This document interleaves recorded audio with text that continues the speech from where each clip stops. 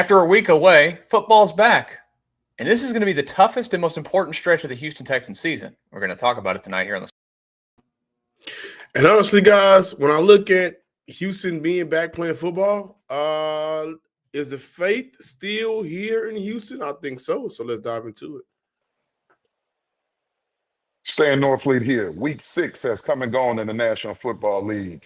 Is it anybody's conference on the AFC side of the things? Perhaps Houston can climb their way back in here starting next Monday night. Yeehaw! It's time for the Texans Squad. Everything Houston Texans, every week. Bringing you the big hits, game-changing plays, and all the action straight from the Lone Star State. The way only the Locked On Podcast Network can. Saddle up and squad up. It's the Texans Squad Show, starting now. And here we go on a Tuesday. Michael Connor, Stan Norfleet, John Hickman, we're with you for some Houston Texans discussion. As I mentioned to start, they are back this week in action against the Seattle Seahawks. It won't be till next week, technically, next Monday night when we do the show late night for a 9 p.m. start. I am absolutely not a fan of these doubleheaders on Monday night, but it is what it is. Hi, guys. Welcome. It's good to see you both. Like I mentioned, it sucks that, we're going to be previewing the game that's next Monday at 9 p.m., but it is what it is. It's just nice to have Texans game week back in front of us, correct? Yeah, man. And I don't know about y'all, but I want to see Houston build off of what they were able to kind of put down the last 2 times we saw them. I think Seattle, that's going to be probably one of their toughest games of the entire year. More so for me, how do they respond? Of course, a win is important, but Seattle, then after that, they got a couple more games, a few of them at home. So I'm excited to see how they compete and continue to climb themselves out of that 0-3 hole that they dug early in the year. It was, anticlimactic not having the Texans play on Sunday. I kind of didn't know what to do with myself. A couple of my partners, or one of my guys, he and his wife invited us out. So I was on the Lake Houston this past Sunday watching some Sunday Ticket. Got a chance to see what was going on in that Seahawks-Jaguars game. I presume we'll get into more of those details here in a little bit. For me, this is a D'Amico Ryans week. You get your guys back healthy. You had so much install, especially on the offensive side of the ball. We know we got off to that 0-3 rocky start. You had 5 quarters essentially where you beat up on a wounded and a not so good Tennessee Titans team. So given D'Amico's record, and I've been very boisterous about this and quite vocal, D'Amico Ryans has a losing record with 1 week or more to prepare for opponents. This will be a good time for him to at least break even on that. And there's a couple little nuances there that I won't waste time getting into, but bottom line is he's got to be better, and we've seen these teams underperform on the road. So let's see what they got when they pack up and go to the Pacific Northwest. In one of the most hostile environments that you can get in this league. I mean, I think of all the places, and I got to I was there in 2022 when they were playing the Cardinals. I mean, it's a wild show up there in Seattle. Absolutely insane. I will give them that. That place is, you can feel it through the TV, in my opinion, even when you're watching it there. So that's my question. We'll get a little bit deeper into Seattle. But my question to start us off tonight, guys, is, we've talked about it a little bit in recent shows and whatnot because, well, we've had a lot of time on our hands with the Texans not playing a football game. Since when's the last time they played? The 5th of October. It's the 14th. That's a long time. But looking at the schedule that's ahead, and we've mentioned the next 4 games are against really good teams. Really, I mean, 5 of the next 6 of the next 7 of the next 8. Are they ready for this gauntlet that is ahead of them? Did they do enough for you guys going into that bye and with the circumstances, what they were with Tennessee and Baltimore, to make you think that they're ready for the gauntlet that is ahead of them? John? I'm first of all, I want to say I think Stan is going to say no. I'm going to throw that grenade out, but I'm extremely indifferent. I love what I saw from the Houston Texans offense. The defense continues to be, stout in every facet of the game. But I can't look at what they did and not take into account where they played a team without Lamar Jackson and the worst defense in the NFL. They played a team in Tennessee that just fired their head coach. So while I look at the positives, and everybody that knows and watched the Locked On Texans podcast, my everyday is I look at the positives because I believe the positives are important to build on, but I do have to be a little bit more in reality here and say that how other teams may have looked at the 0-3 Texans, that's kind of how I looked at the Baltimore Ravens in Tennessee. And I do think in their next 4 games specifically, for me to have real faith in a franchise that I do think, stacking good days, trending upwards, they have to win some of these more some of these games against teams with more notable names and records. San Fran, Denver, who I think is going to fall off. I think San Fran is going to fall off, but they're extremely well coached. Denver has 30 sacks on the season. Did y'all know that? Yeah. They're getting after it, man. They are getting after it. So you look at, still some of these teams, tough matchups, can Houston pull it out? The thing is with Seattle, I think that all 3 phases of the game, outside of running the ball for Seattle, it's going to be tough for Houston. But as of right now, I'm indifferent on do I think that the Houston Texans are, ready to bounce back. What do you think, Stan? Are they ready? Meaning, can we anticipate that the Houston Texans are going to be the best version of themselves in all 3 phases in front of the nation on Monday night? And then you get 3 consecutive home games versus the competitors that John just highlighted. No, I still think the offense is going to be the albatross that ends up hurting this team. Until Joe Mixon goes back in that backfield or until they make a trade for somebody, as long as the offense as currently constituted, and there are some good things to like. C.J. Stroud, week 5, offensive player of the week in the AFC.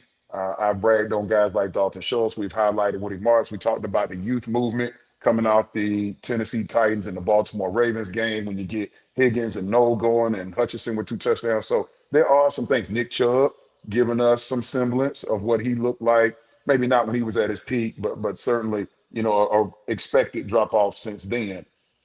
But at the end of the day, I just don't believe it's going to be enough. This Seattle team, it isn't as sexy as the Legion of Boom. But if anybody watched or go back and look at the clips and look at the numbers of what Seattle did to, I think they had 10 sacks as a team.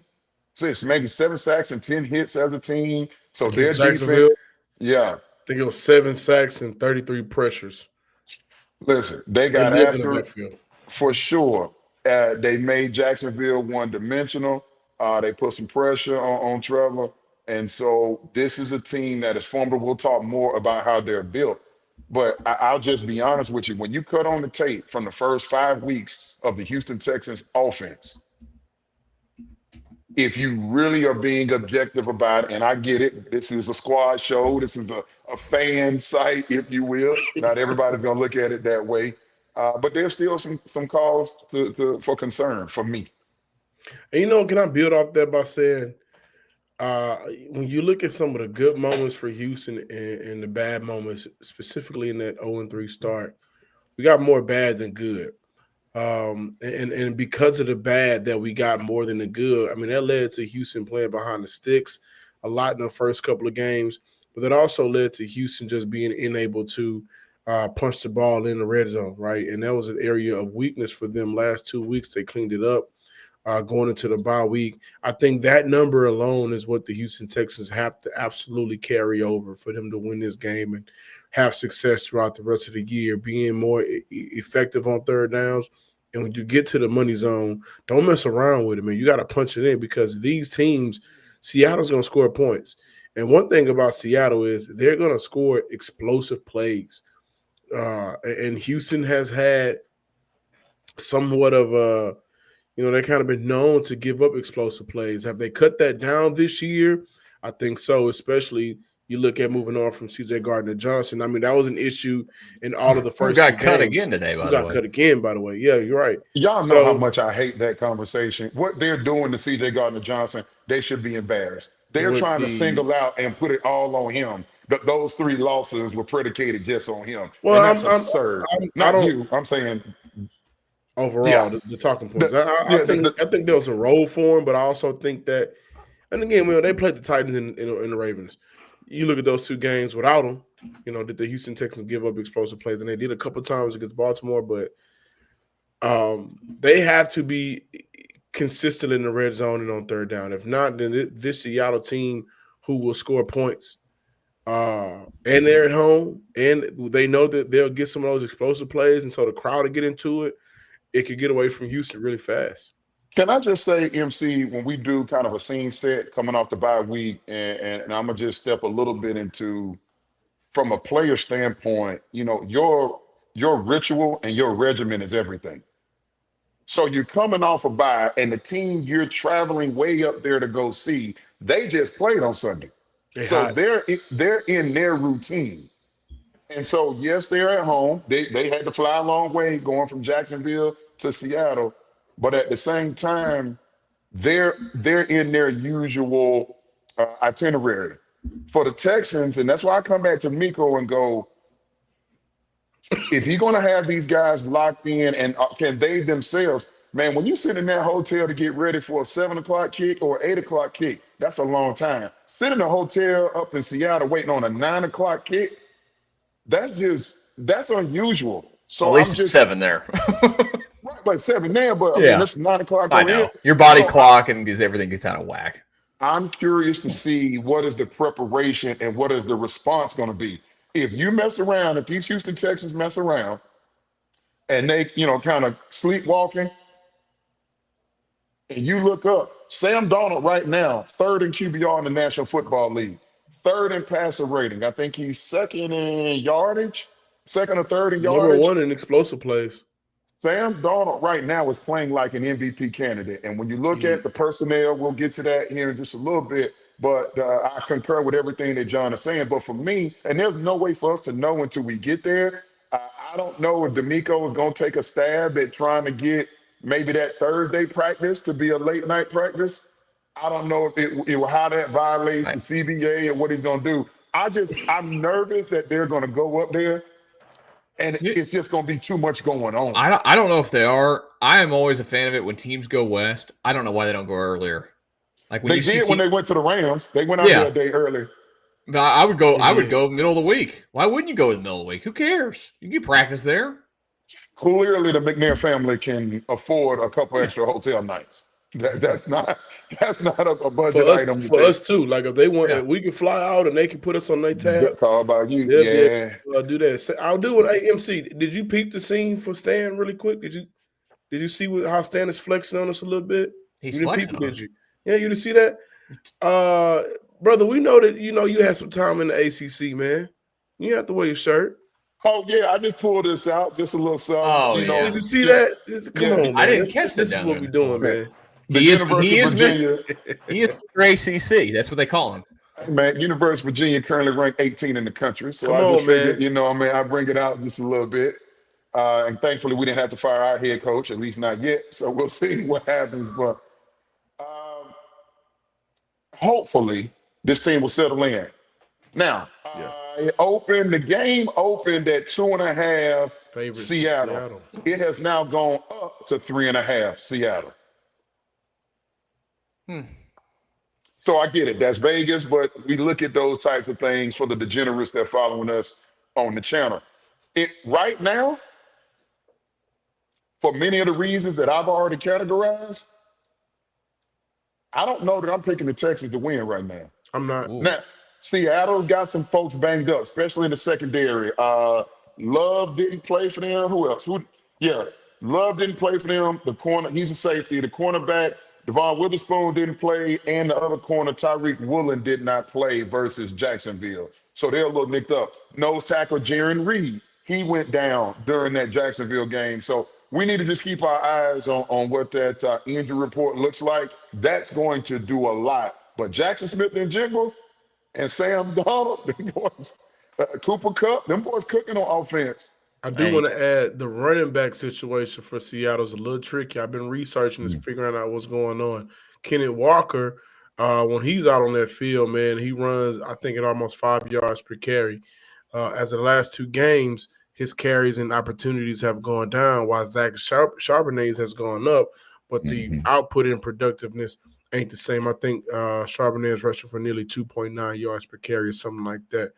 But I think, and I read a report that the Seattle Seahawks are trying to kind of manage a foot injury with Walker right now. So if Houston sees more of Charbonnet, then that bodes well for their favor. I would agree with that. I think, and I know we need to get to a spot, MC, but for me, that's what this game is. And I know it's somewhat cliche, but Al Groh used to tell us, our defense has got to outplay their defense, and our quarterback has to outplay their quarterback. The number one points per game defense in the National Football League going into week 7 is still the Houston Texans. 6th is the Seattle Seahawks. They're giving up 19.5 points per game. It's a good defense. They've got an odd front. We'll talk more about that. Last time the Texans saw an odd front, it gave them some problems up in L.A. Baltimore does some fluky things, but Baltimore didn't have their full cast of characters. I'm just saying, overall, MC, this is a better Seattle team than people are giving them credit for, I feel like, nationally. I absolutely would agree with you there. We'll get one of more the into best them. teams in the league. Yeah, we'll get more into them as well. And I want to ask you guys about the AFC South too. We got a lot to get to still here on the Locked On Texans Squad show. Before we get there, though, nobody likes paying rent, but if you must, you might as well get something for it. That's where BILT comes in. BILT is changing the game by turning your rent payment into real rewards you can actually use.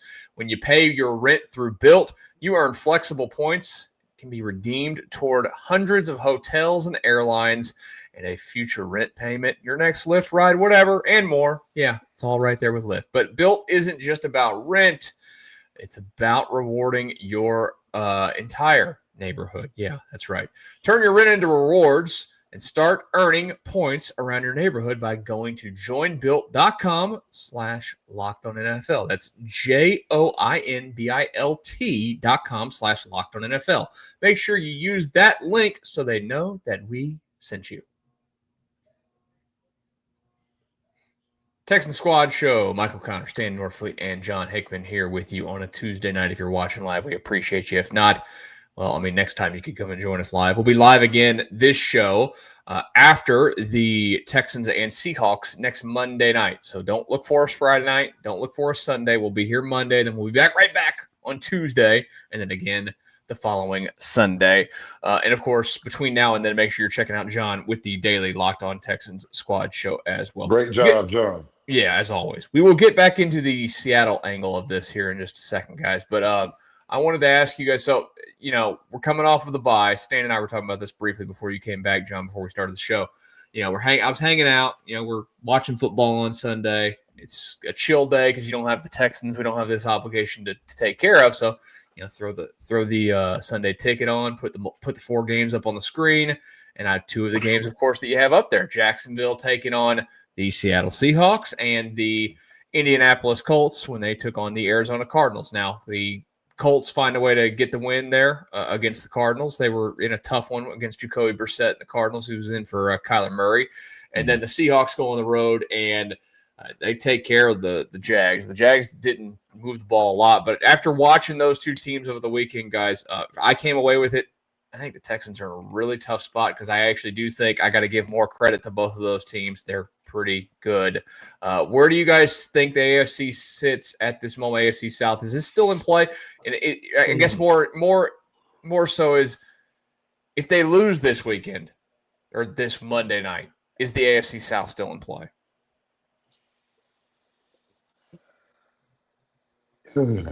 Yes, it's still in play, even if they lose. Playing Indy at the end of the year is I think it's going to matter a lot for you. That one.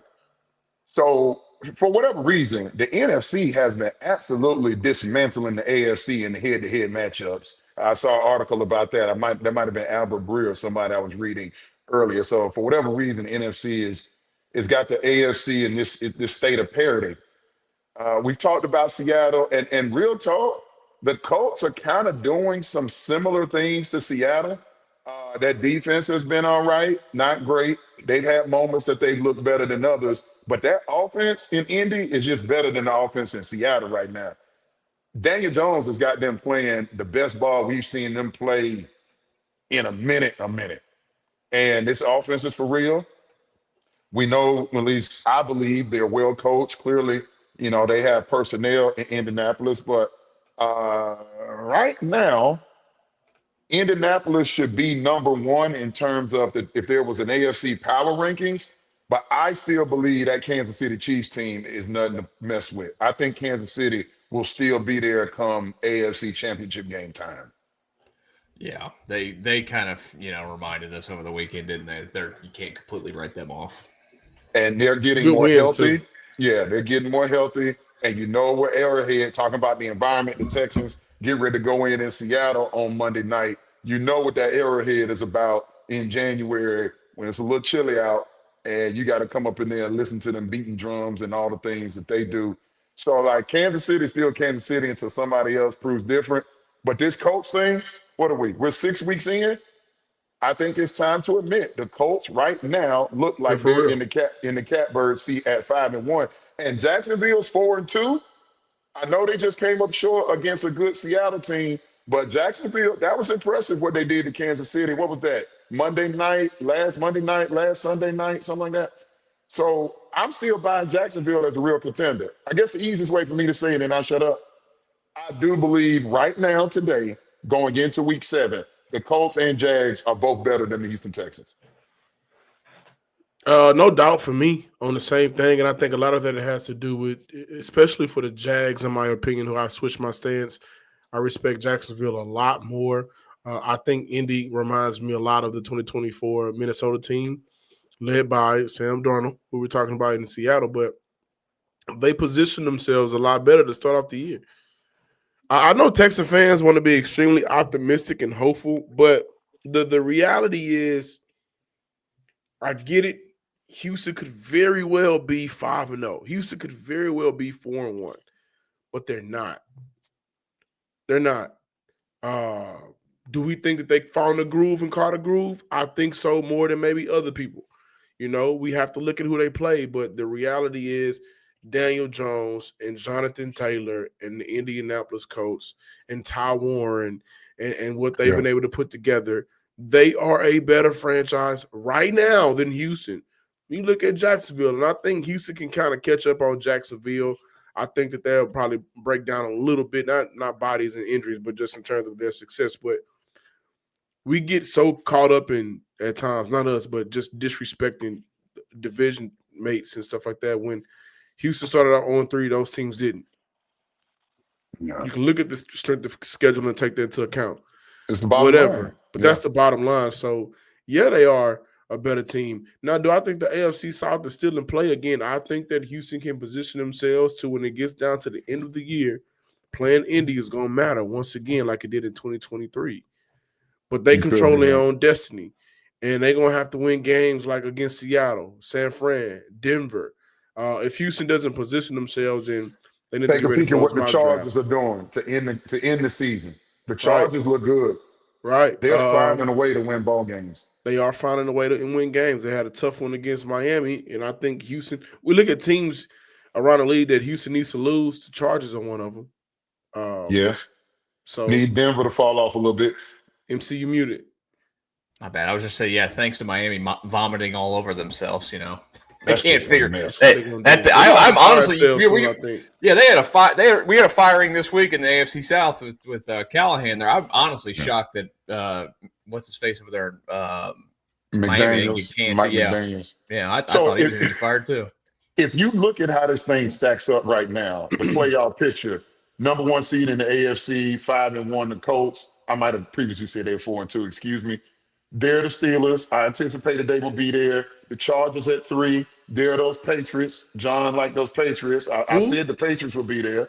Okay. Patriots looking good at 4.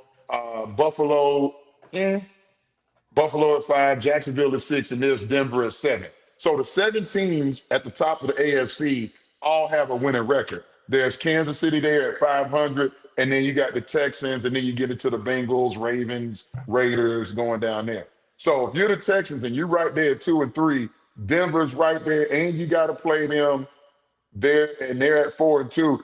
The Texans, there's no way around it. There's going to have to be a stretch coming up very soon where they're going to have to rack off 3 out of 4, 4 out of 5, 5 out of 6. This is the stretch, man. This is the stretch right here. I mean, there's no way around it because to end off this stretch, who do they play? They play Jacksonville again. That's a must-win game. The 3 straight home games after this trip to the Pacific Northwest, you got to come back for 3 home games all at noon. Win. You have to lock in right there. You got to win. If you go ahead. No, you're all right. No, I just want to shout out Nick Hickman. Is my cousin.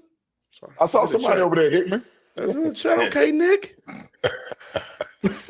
Hey. Hey, boy, Nick Hickman over there. Okay. But they got to rack off 3 wins at home. Home crowd need to be in the stadium. If not, I know I'm going to get that text or that tweet from Stan. It's going to call you out. It won't. Let's be honest. It won't be. One of those games. I'm the Texans optimist, right? More often than not, I feel like on this show. It is embarrassing. When you go watch these other games, it is the only one that's not been embarrassing, the Ravens fans are totally checked out. They've been leaving those games like halfway through. But like it used to be a great NRG used to be a great environment. It's not anymore. Still has moments. 2023 has some moments. I remember the Browns playoff game. The Chargers playoff game was really Chargers good. Playoff game last year was good. It's got to be like that every single freaking game of the season because there's only 8 or 9 of them at home. Yeah, it should be. I just think we're going to learn a lot, and I know for those that have an issue with the way I pontificate, it's not personal. But DeMeco Ryans wears the big headset, and however this team is ready to perform, the penalties. Right, like getting on the same page, the offensive coordinator and the quarterback and the blocking schemes being on the same page, not having those busts and those mental lapses in coverage from a defensive standpoint. Like defense, I hope they got some rest because we're going to have to ride them the rest of the way. There's no way around this. This defense is going to have to be lights out. Literally, they're going to have to be top 2, top 3 in the league the rest of the way because I don't think this offense is going to be consistently potent enough. And I know I keep saying it, and I'm going to have to until I see something different. So let me pivot that conversation. Let me pull this up real quick because I'm going off the top of my head. The amount of points the Texans scored going back to week 1 through 3. They scored 9 points in week 1. They scored 19 in week 2. And they scored 10 points in week 3. If this offense... And whatever that average is, 29, call it 39. That's almost 40. So you call almost 13. That's about 12 points a game through the first 3 weeks. That, even with that defense playing like that, it's not going to be good enough on Monday night. And I'm just going on Monday night. And that leaves that team to always having to do something towards ending games. And what we've seen when they get down to those moments, you got, the fumbling in LA, right? You also look at the missed tackle against the Buccaneers in Tampa. Yep. Well, by the way, I mean, Baker Mayfield, who's playing better football MVP candidate than him. But then you go to game 3 where 2 interceptions and the interception end off the game off the tip pass. So they can't afford to put themselves in a position where they got to wait to the end of the game to make a play because they haven't made those plays. They haven't been making those plays. That's a really great point by you, John. This year, we saw in 2023 that CJ Stroud offense, they won, 8 one-possession games or something like that? They won a ton of them last year, too. They haven't been doing that this year. And so that's what I'm saying. When you're on the road and you're going up against a seasoned quarterback that's having lightning in bottle, not to mention Sam Darnold was in Minnesota last year. So he's seen this DeMeco defense. He's not going to be caught off guard by the way they come off the edge with Danielle Hunter and Will Anderson Jr. and Azeez and those guys, man, in the middle of that defense. So for me, it's about the offense. The offense is going to have to start pulling their weight, and it's going to be some games that the defense like, look, man, we can't be out here all day. The offense is going to have one of those explosive type games, and we'll see. Hopefully they can put that in out there on display on Monday night up in whatever they call it. Is it Lumen Field? What are they calling it? Lumen Field in Seattle, where you can walk outside and there's it's an interesting town. I've been there. Just put it that way. Never been to Seattle. I need to see what they're talking about. It's an They interesting say part it's of town beautiful. over there. It's nice, but that part of town, I wouldn't hang out over there very much. That's just me. Little sketch. Yeah, you know. Yeah, Sounds like there's some, 16 and Kirby. it's like Tent City over there. That's basically what it is. So, yeah. See what's going on. Yeah. Gentrification at its finest. Yeah. All right, let's get into a little bit of that Seattle stuff as we continue to move on here on the Locked on Texans Squad show. But before we get there, though, I want to tell you guys about Rugiet. Yes, Rugiet. I know you've heard of them before because we've talked about them before. Now, you've probably heard of Viagra or Cialis. Maybe you even tried them. But if you're looking for something beyond just the usual pill, it's time to meet Rugiet Go Long. If you're looking for something, well, that's going to get the job done, this is where it's at. It's exactly where Rugiet Go Long comes in. This isn't just another ED pill. It's a total game changer for confidence. Go Long combines 2 doctor-trusted medications in one dual action formula, so you can get hard and go the distance. The effects can last up to 36 hours. That's confidence all day, all night, and even into the next day. The process is simple. Connect with a board-certified doctor, 100% online, and if you're prescribed, your treatment ships discreetly right to your door.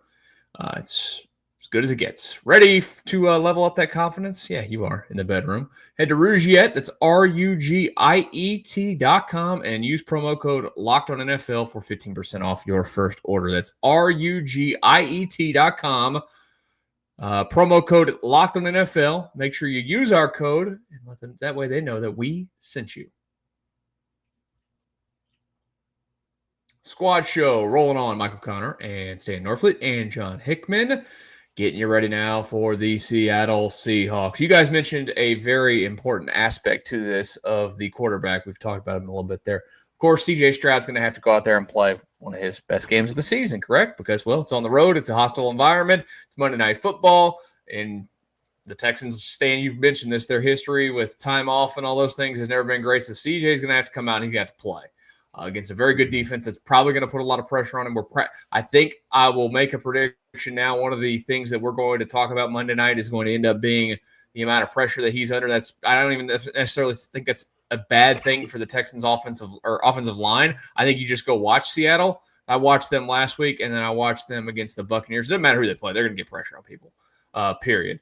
But the quarterback on the other side as well, Sam Darnold, you mentioned it, Stan. The Texans played him last year when he was Minnesota Viking. He has an idea of what's coming. But, I mean, honestly, the Texans should want a little bit of revenge. You go back and look at Sam Darnold's, rejuvenation. It felt like it. I know he played well the first few weeks before that, but, that was his, coming out game.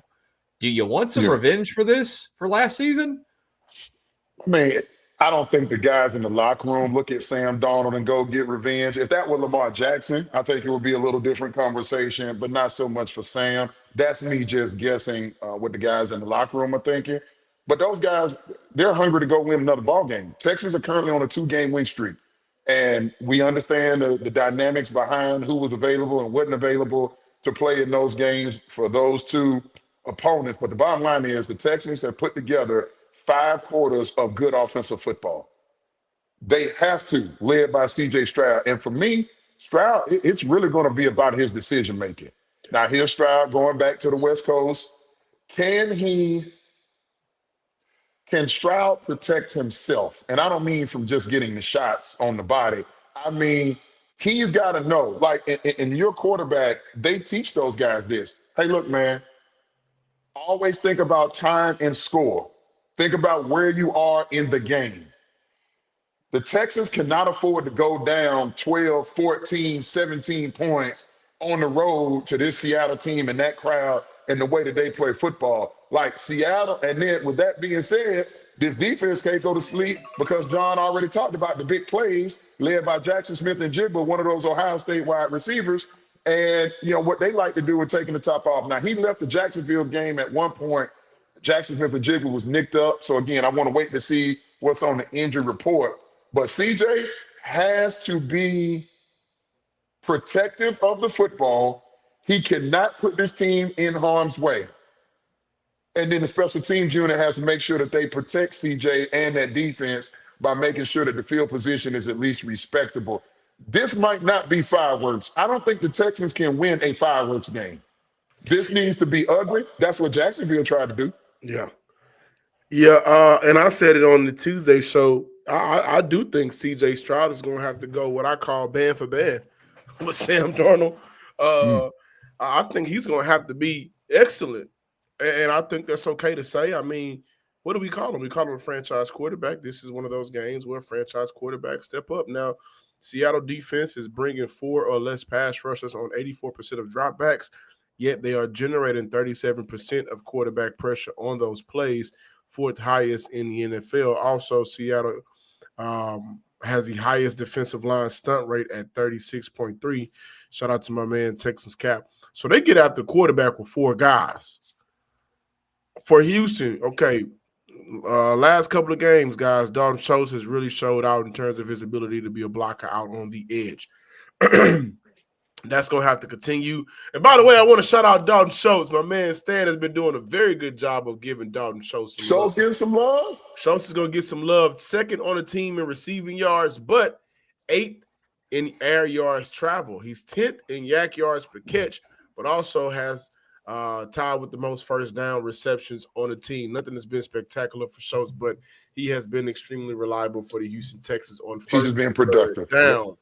First down, 8 of 8, 65 yards.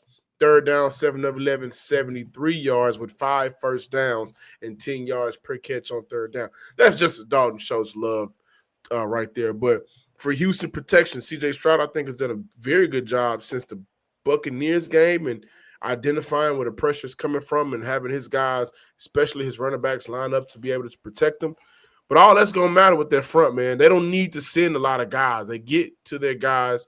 They get to the quarterback with the guys that they have up front in their front 4. But C.J. Stroud is going to have to absolutely be excellent. And excellent may not look like 5 touchdowns.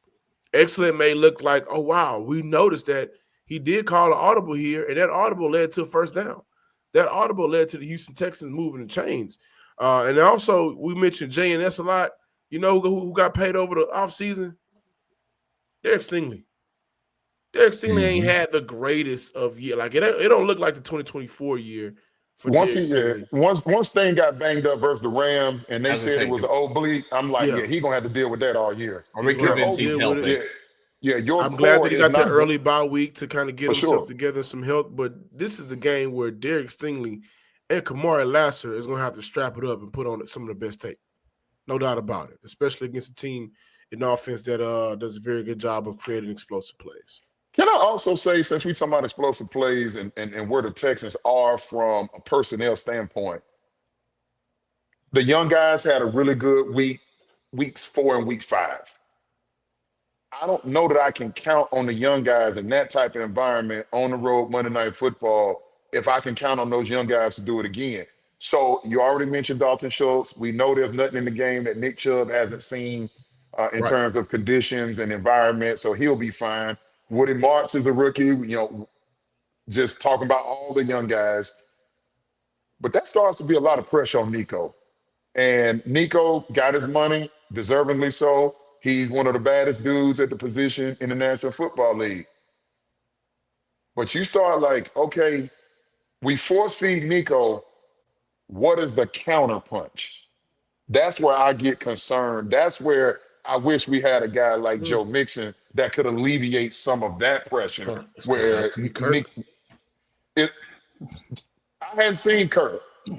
It's going to have to be Kirk. Nice game last week. I ain't seen him. I was looking at. Let me look at some of these numbers. Looking at what Seattle does against slot guys. Devin Witherspoon, he's allowed 79 yards in the slot. Kendrick 41, Knight 34. Witherspoon has allowed 2 TDs to slot guys this year with a pass rating of 142. Ernest Jones, who's been pretty good, like they're gonna have to find a way. Yeah, they're gonna have to find a way to get Kirk going. But I believe if Nico gets it popping early, man, then Nick Caley should absolutely find a way to get Jaden Higgins in that quote unquote power slot role. That big body, that possession receiver. If you put it in his vicinity, he can go up and go get it. I think that should be a part of the game plan for this upcoming week as well. But who am I? I'm just a podcaster. This offensive line, I'll have to hold up there. These dudes, Leonard Williams and Byron Murphy II. I forgot that they signed Dexter Lawrence from Dallas. No, He had DeMarcus. DeMarcus Lawrence. Excuse me, I said Dexter Lawrence. I'm sorry. DeMarcus Lawrence from Dallas. They have what's the other guy? Omafi. Omafi still playing well. Like Seattle has got a ton of dudes that play excellent football. They're just not popular. So these are the games when fans hear us start getting into the weeds a little bit. Fans like they're staying go hating again. I'm just telling you, I watched the league. This is a very well-built team. Now, how healthy are they? We got to find that out. But if you look at, and I know we talked about Nick Chubb, and we talked about Woody Marks. Hey, man, what they did, shut down that Jacksonville run game, they held Travis Etienne to 27 total yards, 2.3 per. That's it. He had 12 attempts. So they made Jacksonville did the Seattle Seahawks. They made them one-dimensional, and then those pass rushers were just relentless, and that's why they sacked Trevor 7 times, and I think they had officially another 17 hits. John said some 30-something pressures. That's what's coming. If you were Seattle and you go put on the Texans 5 weeks worth of tape, they're going to pressure, and John, you just told us they only have to do it with 4. And the scary part, before I shut up, MC, the scary part is what John said that was kind of hidden in that language. John said they do a lot of stunts, a lot of movement. That forces this offensive line to communicate on the road, rough environment, loudest. You know what? It's just a bad formula for me. I'm uncomfortable with it. I want to add to that, Stan. You want to know where they got all 7 of those sacks from? The defensive front. I mean, defensive front, of course, when Trevor Lawrence was under pressure. But when Trevor Lawrence was under pressure, he held the ball for 3.66 seconds. CJ got to get that ball out. It has to be a concentrated effort. Nick Caley offense loves to dink and dunk, baby. Let's go. And that's okay because we could talk about it. I was going to leave a little early, but now I want to talk football. The dinking and dunking, from your perspective, guys, y'all been watching football for a very long time. Stan, you've been around the game. Eventually, that opens up plays down the field, right? It can. It can, right? And so I think that for CJ, who has done a very good job of reading and recognizing, getting that ball out quickly. Dalton Schultz has been great on first down. He's been great on third down. That's how you have that counter punch to a great defensive front. If you don't allow them to get juice, then you're good to go. You have a better shot to fight. 2 things, 2 thoughts for the conversation. The first one is what makes me concerned about this Seattle defense. It's where the pressure comes from. And they run an odd front, but those interior guys, Byron Murphy II and Leonard Williams, I hope that Jake Andrews and Juice Scruggs, I hope they're ready to go because that's about as formidable as it gets within reason when you're talking about a duo. Now, the other thing, John, on the other side of the ball, the point you just brought up about the dink and dunk opening up some explosives. Look at what Seattle did. The first play from scrimmage was them versus Jacksonville was a 61-yard touchdown to Jackson Smith and Jigba. On the newly acquired, they sent Tyson Campbell from Jacksonville to Cleveland, and they brought over Greg Newsome. Yeah. So they took a shot right off the rip. Remember week 18 at Indianapolis, first play from scrimmage, Bobby Slowick dials up the 75-yard bomb to Nico. Play action pass. I think the Texans have to do something to make Seattle back up off the top. And that pass from Nico, that completion, it changed the scope of that game and how that game was defensed for the remainder of that game. Somehow the Texans got to do something. I don't know if Caley has a trick play up this league, but this might be one of those times you want to bring that out to get those guys back up. Well, let's find out if he does. Let's talk a little bit about that. Let's make our predictions for the game as well as we'll wrap up here in just a few minutes on the Locked On Texans Squad Show. Before we get there, though, Stan mentioned it earlier. You know, the line on this game right now is favoring the Seattle Seahawks. But maybe you're like, you know what? I like the Texans better in this one. Whoever you like. NFL season's here. FanDuel is, well, we've got an offer that you don't want to miss. Right now, new customers can bet just $5 and get $300 in bonus bets if you win. That's right. Pick a bet, put down $5, and if it hits, you'll unlock $300 in bonus bets to use across the app. It makes watching football even more exciting when you get a little something extra riding on the action. Whether you're just a casual fan or you love diving into the stats, FanDuel makes the game day experience so much better. So what are you waiting for? Head to FanDuel.com to download the FanDuel app today and get started with FanDuel. Will they win? Will they lose? Will this determine the outlook of the season? We've gone through all of it. We'll continue to do that here for the next 15 or so minutes on the Locked on Texans Squad Show. I'm Michael Connor. That's Dan Norfleet and John Hickman. A tough matchup awaits the Houston Texans in Seattle next Monday night, late night. Again, programming note will be on after the game ends.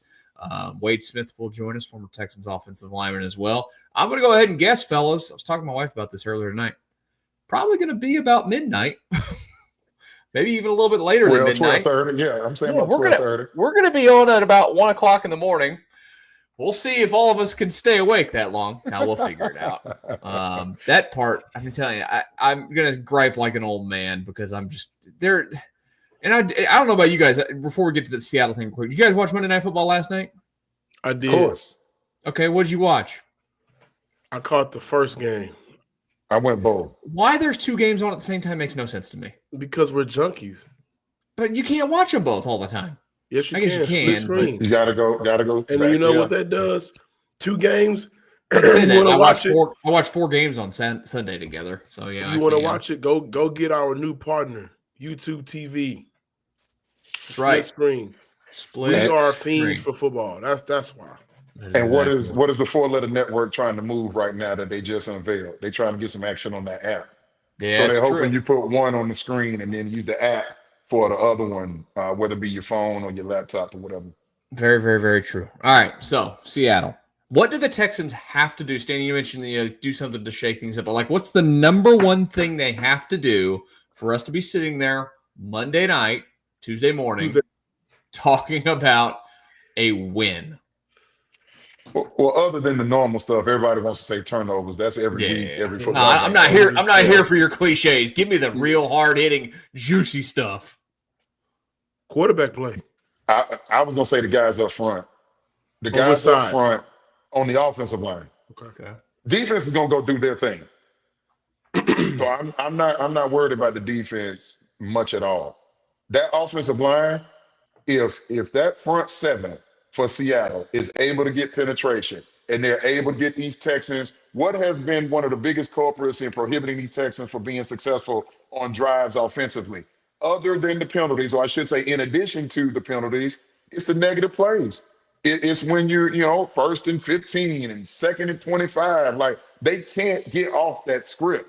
So the offensive line must keep this team on schedule, and they have to have at least the threat of running the football. If they allow the Seattle Seahawks to punk them into being one-dimensional, and these boys are going to tee off on CJ, it's going to be a long night. I gave some love to the defensive tackles on one of the shows this week for the Locked on Texan podcast, but what's a number? It's an advanced stat that, it's cute, it's great. I think it absolutely goes into play when they look at contracts, but pressure rates. Some of those games, man, the pressure rate is a cool number. But against Seattle, a team you need to beat to kind of stay, in the thick of things, if the pressure rate don't turn into getting the quarterback on the ground, I really don't care. I really don't. So if this is a game for Will Anderson and Danielle Hunter to come alive. They have to come alive. Sam Darnold, excuse me, guys. We don't know him to be no running threat at quarterback. He will wiggle now. I'll give him that. He's athletic enough that he can go scramble and get some yardage. But those 2 edge defenders, especially Will Anderson, can he outrun Will? Can he out-athletic Will? And Baker how those Mayfield deep scramble. tackles, that's Baker Mayfield's game. That Baker Mayfield has always been able to use his leg to pick up something, and he does it in a tough way. Yeah, this is a game for DeMeco Ryans to kind of force Sam Darnold back into seeing some type of ghost. But Will Anderson and Daniil Hunter, they have to come alive. I don't care that they got a 30% pressure rate if it don't result in sacks. All due respect. Pass block win rate for the Seattle offensive line, 15th in the NFL. Run block win rate, 11th in the NFL. So this is an above average offensive line. I don't know that Sam Darnold has been sacked a ton. 11 touchdowns, 3 interceptions. How many sacks? I think 7. How much? Sam Darnold, I'm trying to pull it up real quick. Sam Darnold, for whatever reason, they don't want to show it to me on this one. 3, 4, 5. I count 6. 6. Either way, that's what? Maybe it is 7. 6 games in. That's not a lot. No. Did Jacksonville get him on the ground? Jacksonville got him on the ground once. Now, the interesting thing against Jacksonville, it was the completion percentage that was down. Like, from the word go this year, Sam Darnold, 66, 77, 69, 82 completion percentage versus Tampa. Jacksonville, it fell down to 59. So what does the Jacksonville tape tell us about some pressure packages and some matchups that maybe D'Amico Ryans and those 2 edge defenders that John is talking about can utilize to exploit what's going on the offensive front? The offensive line is young, and they got some guys up there that can play some good ball. This is going to be a really good test. I'm excited for this game. I know it's not going like nationally. It's not Kansas City versus Detroit like we watched on Sunday Night Football. But this is just a good, solid football game. Can I ask y'all a question? Go ahead. Yeah. What and also in the chat, y'all respond. What would it say about Houston if they came out and they got the job done? That was my next question. How does it look or the win? Which one is more important? The win. I mean, no, what does it say? Yeah, what does it say? I think if you go on the road in a hostile environment like that and you get the victory, I'm going to think that the season. I'm going to think the season's back on. Personally, okay. Hold on. Let's quantify shots this. may actually be shots, so we have to do. We do a victory, a victory live show. Yeah. So I said quantify. Let's qualify this a little bit. If the defense allows 13 points, the defense has 4 sacks and a takeaway. Kyman Fairbairn goes out there 3-4 times, 50 plus yards, money. Yeah, you know it. 55 yards, money. Yeah. So what I'm saying is, if they win this game, but the offense still isn't providing. The offense may have 1 touchdown, right? A Nico Collins screen down in the red area touchdown. How will we feel about it when we actually put it in context with how they won? Would you be a believer of the offense, or you would just say, turn the page, okay, now we're going to get ready, on to San Francisco? We're going to be ready for San Fran? I'm going to ask the tough question still, why did the offense score 70 points the previous 2 games, and then they have another dud? So that's 4 of the 6 games would have been duds. I'm going to have to ask that. No, I will look at the win and take it for what it is, and I think that's positive because, okay, what you just said, the defense goes out there and they do their job. Kaimi gets busy, and Houston scores 1 offensive touchdown, right? But in previous moments this season, they lost those games. So if they win it that way, is there not a reason for us to kind of look at the team and okay, they won a close game. It was a tough game. We got to take that for what it is, and I think that's important to build off of. Now, granted, you want to see your offense be more efficient and effective and impactful. I get that. You have to be. You have to be. I get it. But in previous games, they lost that.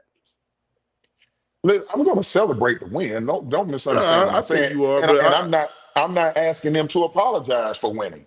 What I'm saying is, when MC's going to come on here Monday night, Stan, you believing in the Texans? My answer, if that's the case, if this offense has 4 field goals and a touchdown, and they win by 3 points or 2 points on the road, I'm going to celebrate the win, and I'm going to be saying the same thing. The offense is not good enough to consistently win at this league. That's going to come back to bite them. Now, I hope that the offense is fixed. Am I expecting them to score 35 points a game like they've done over the last 2?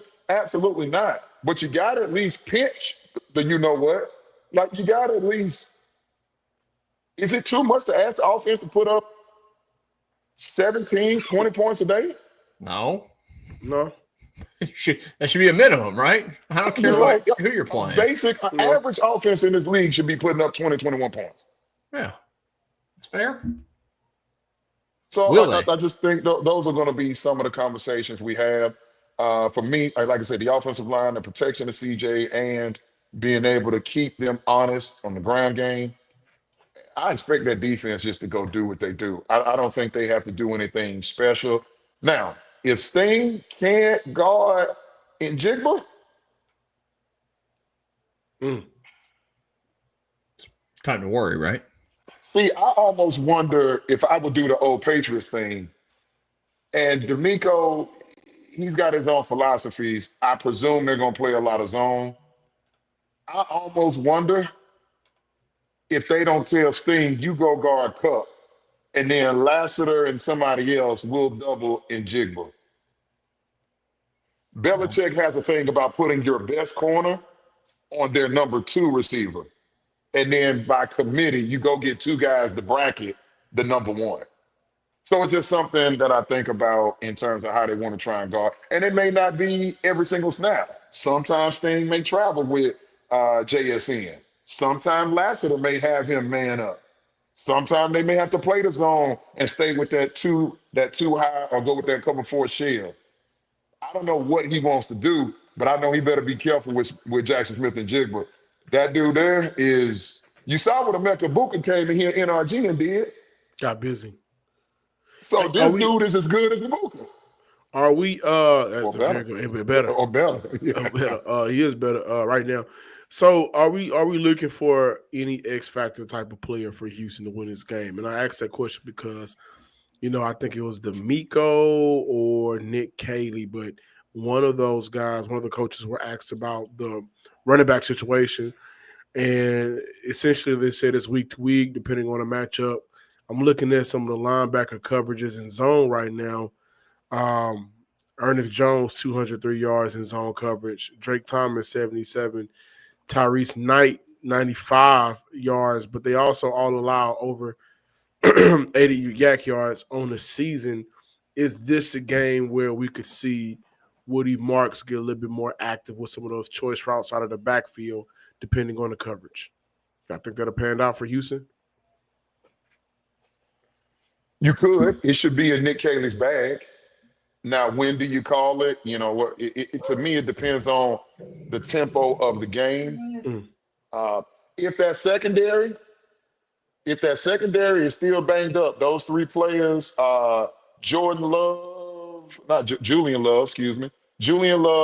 Devon Witherspoon, and Tyreek Woolen, those are 3 of their 3 best DBs.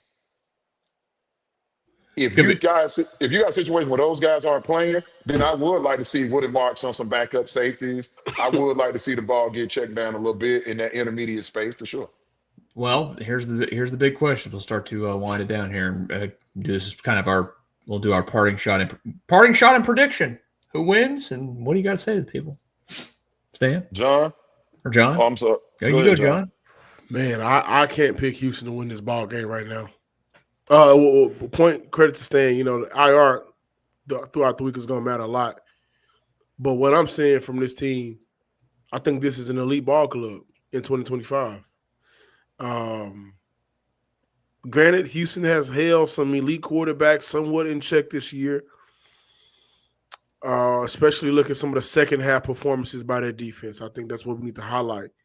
But I can't pick Houston to win this ball game right now. I don't want to give a score. I think it may be a little bit more competitive, but I think Seattle has it all. I look at some of the scoring. Week 1, they only scored 13. Did the Seahawks. Week 2, 31. Week 3, 44. Week 4, they scored 23. They lost in week 5 versus Tampa, but they still scored 35 points. And then last week at Jacksonville on the road, they only scored 20. I just see this team putting up points, enough points, Like, I think that defense is going to fight the good fight for the Texans. But I think Seattle puts up a few more points than Houston. I'm picking the Texans to come up short on this one. The spread is 3.5. Mm-hmm. I'm going to pick Seattle to cover. Okay. And I will take the Texans to cover, but Seattle to win. I'm going Seattle 30-27. We're all in agreement. I hope we're all wrong, and I hope Monday night we have or Tuesday morning we have nothing but positive things to talk about. Shout out guys, to Big Stingley. He got engaged, guys. Oh yeah, Stingley's engaged. Good for He's him. engaged. Congratulations to the Sting man with his contract and everything. I bet he got a good ring, got all that money. I'm sure things are well taken care of. Probably did. We'll be back again Tuesday night or Tuesday morning, Monday night, Tuesday morning after the Seahawks game. We appreciate you guys watching live as always. Make sure you come back to this channel, subscribe, watch John with the Daily Podcast as well. Have a great rest of your Tuesday night. We'll talk to you next Tuesday on the Locked On Texans Squad Show.